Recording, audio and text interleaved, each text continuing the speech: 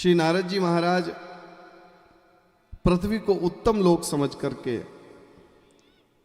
पृथ्वी पर आए और वास्तविकता पृथ्वी और पृथ्वी में भी जो ये भारतवर्ष है ये सबसे उत्तम है, सबसे उत्तम। तो नारद जी महाराज पृथ्वी पर आए और नारद जी महाराज घूमते हुए बद्रीवन पहुंचे, बद्रिकाश्रम पहुंचे। वहां इन्हें सनक सनंदन सनातन सनत कुमार मिले। सनत कुमारों ने नारद जी से पूछा कि नारद जी, आपके मस्तिष्क पर चिंता की रेखा दिखाई दे रही है, आप किस कारण से चिंतित हैं? कुतस चिंता तुरो नारदाह, नारद जी महाराज आपको कौन सी चिंता सता रही है? नारद जी ने कहा कि हे भगवान, हे ब्रह्मन, अहम तु पृथ्वीं यातो ज्ञात्वा सर्वोत्तमामिति पुष्करम च प्रियागम च काशीं गोदावरीं तथा हरिक्षेत्रं कुरुक्षेत्रं श्रीरंगम सेतुबंधनम एवमादिषु तीर्थेषु भ्रममाण इतस्ततः। नारद जी ने कहा है चिरजीवियों, मैं सर्वोत्तम लोक समझकर पृथ्वी पर गया। वहां मैंने सभी तीर्थ पुष्कर, प्रयाग, काशी, नासिक, हरिद्वार, कुरुक्षेत्र, श्रीरंग और सेतुबंधन आदि सब तीर्थों का विचरण किया। सभी तीर्थों में मैं विचरता रहा, परंतु मुझे कहीं भी शांति और संतोष देने वाली जगह नहीं मिली। इस समय अधर्म के सहायक कलयुग ने सारी पृथ्वी को पीड़ित कर रखा है। इस पृथ्वी पर से सत्य, दया, सोच, तप, दान ये प्राय लुप्त हो गए हैं। सत्य, तप, दया, दान, पवित्रता, ऐसा लगता है कि पृथ्वी पर है ही नहीं। और जगह तो छोड़ो, मैंने देखा तीर्थों में लुटेरे, चोर, डाकू निवास कर रहे हैं। फिर वहां से आश्रमों में गया, नारद जी कह रहे हैं, ध्यान से सुनना। वहां से आश्रमों में गया तो आश्रम में भी क्या कहना चाहिए, आश्रम के अंदर भी आज की जो व्यवस्थाएं हैं वो दिनों दिन बढ़ती जा रही हैं।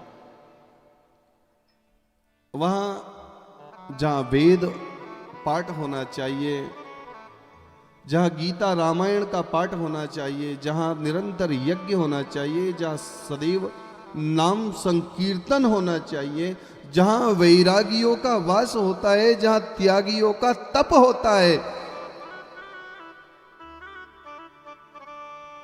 वहां विलासिता प्रकट हो गई है।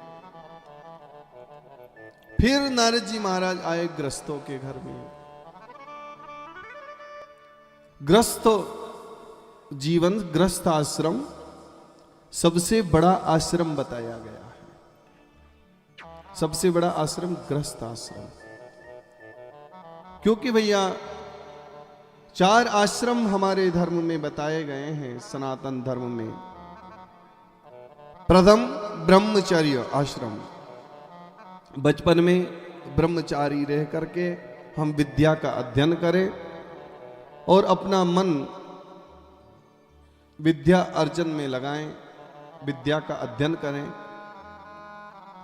फिर दूसरा आश्रम प्रारंभ होता है, वह है गृहस्थ आश्रम।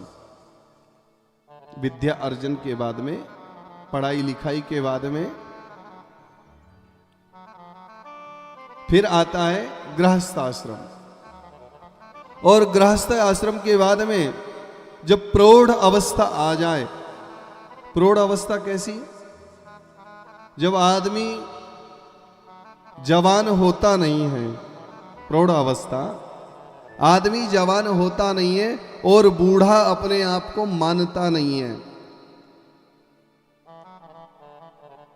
जवान तो होता नहीं है और बूढ़ा खुद को मानता नहीं है। वह अवस्था होती है प्रौढ़ अवस्था। उस समय गृह का त्याग करके, घर का त्याग करके और घर से थोड़ा दूर रह करके भगवान के भजन में मन को धीरे धीरे लगाएं।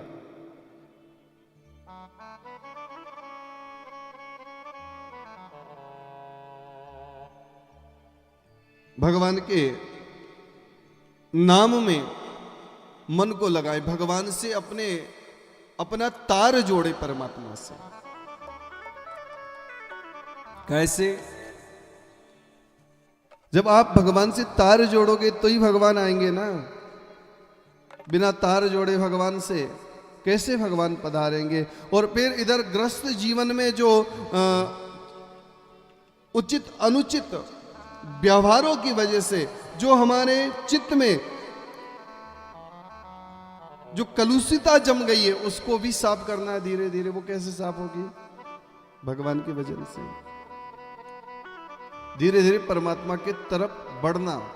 प्रौढ़ अवस्था जिसको हम कहते हैं वानप्रस्थ आश्रम, ये तीसरा आश्रम है जिसमें भगवान से जुड़ना है, तार जोड़ना है परमात्मा से। कैसे?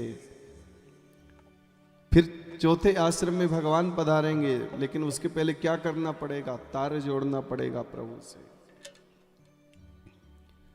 हुजरा तारों से तार